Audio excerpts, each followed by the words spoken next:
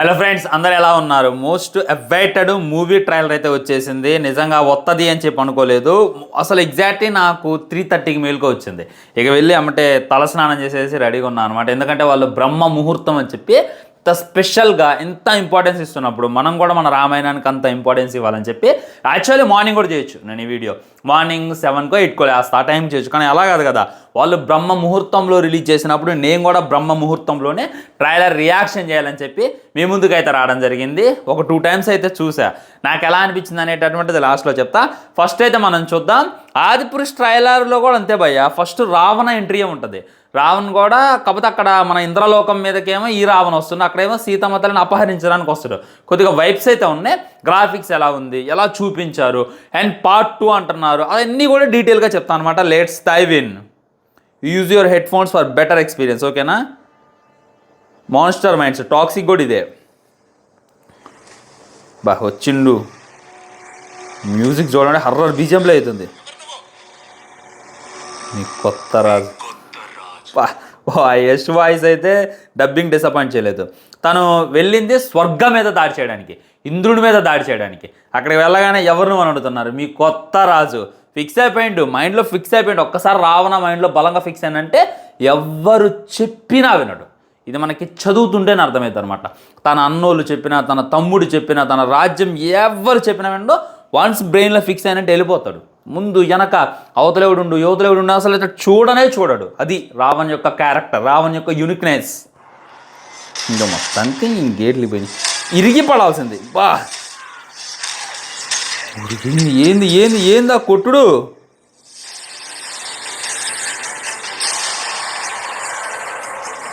బాబా మామూలు లేదు. ఫస్ట్ మన తపస్సు చేసి ఒక వరం అయితే పొందుతాడు మహాశివుడి దగ్గర. ఆ తర్వాత ఇక డైరెక్ట్గా ఇంద్రలోకం మీద దాడి చేసి అక్కడ రాజే కూర్చుంటాడు.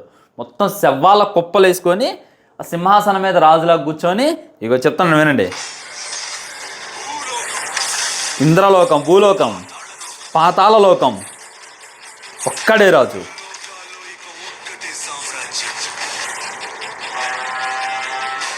ఐరావతం బా.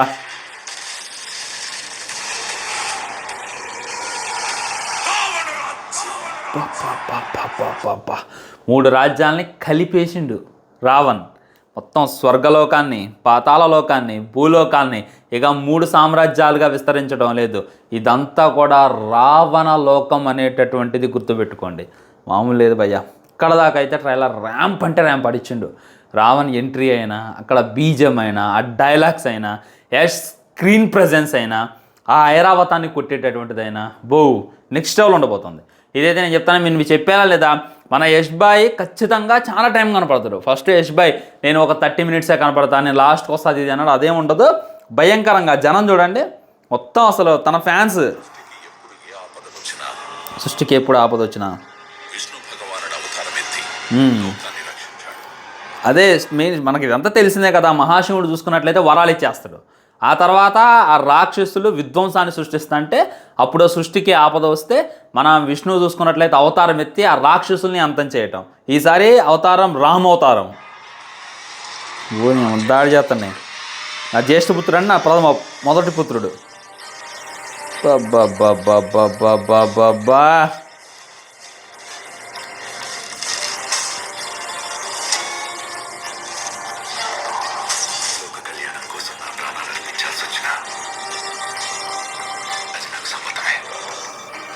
రాముల వారి డబ్బింగ్ కొద్దిగా చెడగొట్టారు.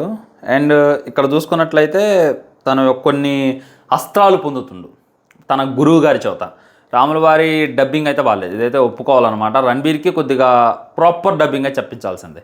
యష్కాంత మంచి డబ్బింగ్ పెట్టి, యష్కాంత బీజం పెట్టి, రాముల వారి విషయానికి వచ్చేసరికి ఎలా చేస్తే అలా. తెలుగులో, హిందీలో కూడా చూసినా, హిందీలో పర్లేదు. కానీ తెలుగులో అయితే రణబీర్ డబ్బింగ్ అయితే బాగాలేదు, ఒప్పుకోవాలి. నేను సల్మాన్ ఖాన్ అనుకున్నా సడన్గా చూసి. శివధనస్సుని అది విరిచేది, విరిచే సీన్ అది. నిర్ణయం తీసేసుకున్నాను. ఒక పుత్రుడిగా నా తండ్రి గారి వాగ్దానాన్ని నెరవేర్చడం నా కర్తవ్యం. ఇక్కడ డ్రామా మట్టికి మామూలుగా ఉండదు భయ్య. ఎమోషనల్గా మనల్ని అయితే ఖచ్చితంగా కనెక్ట్ చేస్తారు. తండ్రి ఒక మాట ఇచ్చేసిండు, ఆ మాట ఏదైనా సరే ఆ తండ్రి మాట నిలబెట్టడం నా కర్తవ్యం, నా బాధ్యత. అది రాముల వారి యొక్క ఔన్నత్యం ఏంది అనేటటువంటిది చూపిస్తుంది. నువ్వు జై శ్రీరామ్ అనుకుంటా నీ తండ్రికి నువ్వు రెస్పెక్ట్ ఇవ్వకపోతే వేస్ట్. ఆయన వాళ్ళ తండ్రి ఏం మాట ఇచ్చిండు అనేటటువంటిది సెకండరీ, కానీ ఆయన మాట నిలబెట్టడం నా కర్తవ్యం అని చెప్పి ఆయన నిలబడ్డాడు కాబట్టి ఈరోజు ఆయన రాముడేండు అని చెప్పి గుర్తుంచుకోండి. చెప్తుంటేనే ఒళ్ళు పులకరిస్తుంది నాది.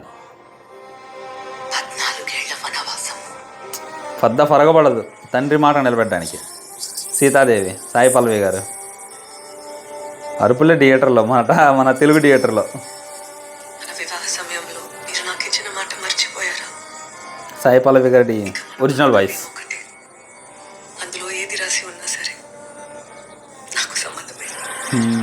అయితే మన రాముల వారు వదిలేసి వెళ్దాం అనుకుంటారు. భూపతి నువ్వు అక్కడ కష్టాలు పడలేవు, అడివది మానవది అంటే చెప్తారనమాట, నన్ను వదిలేసి మీరు ఎలా వెళ్తారని. సో అయోధ్య నుండి వనవాసానికి వెళ్ళేటటువంటి సీన్ ఇది. వావ్,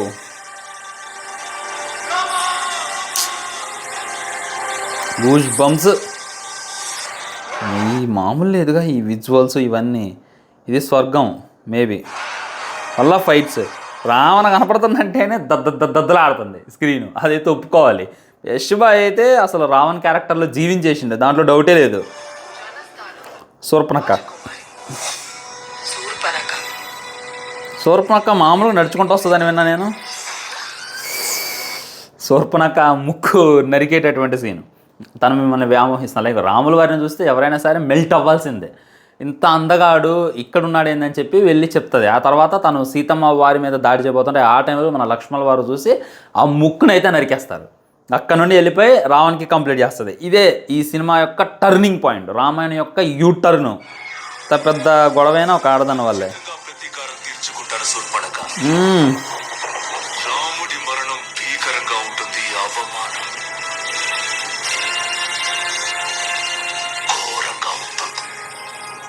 అది చెల్లి కోసం రావణుడు చేసేటటువంటి యుద్ధం లాంటిది. అది చెల్లి కోసం చేసినట్టయితే దాని వెనక చాలా డీటెయిల్స్ ఉందిలేండి. ఇది నన్ను చాలామంది అడుగుతారు, నేను దానికి డీటెయిల్గా సమాధానం చెప్తాను. సో ఏమని అడిగారంటే మా ఫ్రెండ్సే, రావణ్కి ఎలివేషన్ ఇస్తా అంటే రావణ్ అంత తోపు తురుము అయితే డైరెక్ట్గా వెళ్ళి తన ముక్కు ఎవరైతే కట్ చేశారో వాళ్ళతో యుద్ధం చేయాలి, కానీ ఒక ఆడదాన్ని తీసుకురావడం ఏంది అని చెప్పి నన్ను క్వశ్చన్ చేశారు. ఇక్కడ దానికి మనకి డీటెయిల్గా చెప్పిండు.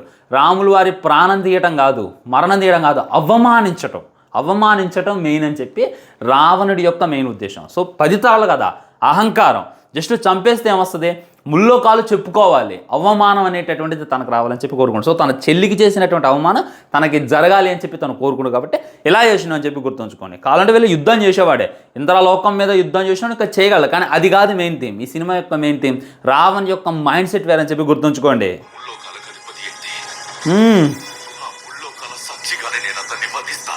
బా అంత రెస్పెక్ట్ చూడండి. అతను ఒక డిసప్పాయింట్మెంట్ ఉంది. మీ రన్నింగ్ స్టైల్ మామూలుగా 2 parts అంట.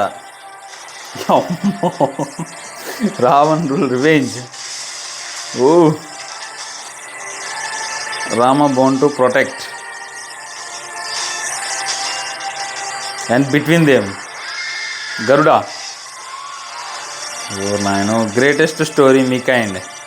సో మన ఈ షాట్లో చూసుకున్నట్లయితే మన రాముల వారి పాదరక్షకాలు, చెప్పులే అయోధ్యను మొత్తం కూడా కొన్ని సంవత్సరాలు పాలిస్తాయి. అది అలా అంటుండే అన్నదమ్ముల్లో చెప్తుంటే ఇంకా చాలా ఉంటుంది భయ్య. గంట మాట్లాడతా రామాయణం గురించి మాట్లాడుతుంటే. ఎవ్రీ ఈజ్ ఏ పిక్, అసలు చాలా ఎపిక్ ఉంటుంది. బ్రిటన్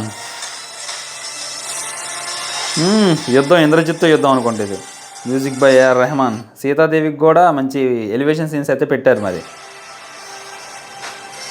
ఇది చూసుకున్నట్లయితే లక్ష్మణ రేఖ ఈ షాట్, డైరెక్టర్ బై నీ అమ్మ. ఇది నా ఫేవరెట్ ఫ్రేమ్. ఎట్ట దూకుతున్నారో ఇద్దరు, రాముల వారు లక్ష్మణుల వారు, ఆ కొండ మీద నుండి ఇంకో కొండ మీదకి.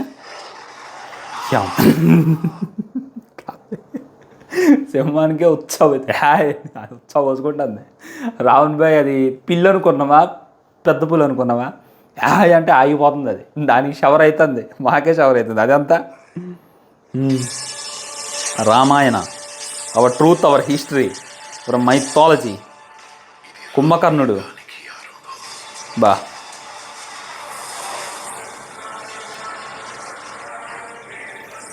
రామాయణ ఎలా అనిపించింది ఫ్రెండ్స్ చెప్పండి. ఇప్పుడు మీ ఒపీనియన్ చెప్పండి. నా ఒపీనియన్ చెప్పాలి అని అంటే గుడ్ వన్. అంటే నెక్స్ట్ లెవెల్ దింపేటటువంటి ప్రయత్నం అయితే 100% చేశారు, దాంట్లో డౌట్ లేదు. విజువల్స్ బాగున్నాయి, గ్రాఫిక్స్ బాగున్నాయి, ఆ స్టోరీ టెల్లింగ్ బాగుంది. ఒక్కటే డిసప్పాయింట్మెంటు, హనుమంతుల వారు ఎక్కడ టీజర్లో రిలీజ్ చేయలేదు. అది హనుమాన్ జయంతి రోజే టీజర్ని రిలీజ్ చేశారు అండ్ హనుమంతుల వారిని చూపించలేదు. ఇదేంది అని చెప్పి అప్పుడు అందరూ తిట్టారు. మీరు 4 నిమిషాల 10 సెకండ్ల ట్రైలర్ని రిలీజ్ చేశారు. మన రావణ్ని చూపించారు, రాముల వారిని చూపించారు, సీతాదేవిని చూపించారు, కుంభకర్ణుని చూపించారు, గరుడ పక్షం చూపించారు, ఇన్ని చూపించారు. అలాంటిది అసలు రామాయణంలో హనుమంతులు లేపడం మీద నాకు అర్థం కావట్లా. మెయిన్ క్యారెక్టర్ అదే కదా. మీకు ఎక్కడ కనపడ్డారా హనుమంతుడు? నాకైతే చూపించి నాకైతే ఎక్కడా కూడా కనపడలేదు. అసలు హైలైట్ చేయాల్సిందే హనుమంతుల వారిని.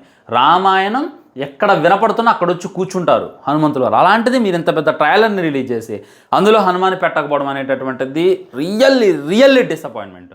అదైతే నేను ముక్త కంఠంతో చెప్పేస్తున్నా. మరి దీనికి వీళ్ళు ఏం సమాధానం చెప్తారనేటటువంటిది మనమైతే వెయిట్ చేసి చూడాలి. ఎందుకు భయపడుతున్నారు చూపించడానికి? మీరు ట్రైలర్లో చూపించడానికి భయపడితే సినిమాలో మేము చూడడానికి భయపడమా? అంటే మీరు సరిగ్గా హ్యాండిల్ చేయలేకపోతున్నారు హనుమంతుల వారిని అని చెప్పి నేనే అడుగుతున్నా. ఇదే నాకు ఉన్నటువంటి బిగ్గెస్ట్ క్వశ్చన్. మీకు ఎలా అనిపించింది ట్రైలర్ అనేటటువంటి కింద కామెంట్ చేయండి. నాకైతే ఇంకో వీడియోలో డెప్త్ మాట్లాడుకునేటటువంటి ప్రయత్నం చేద్దాం. బాయ్ బాయ్, నమస్కారం.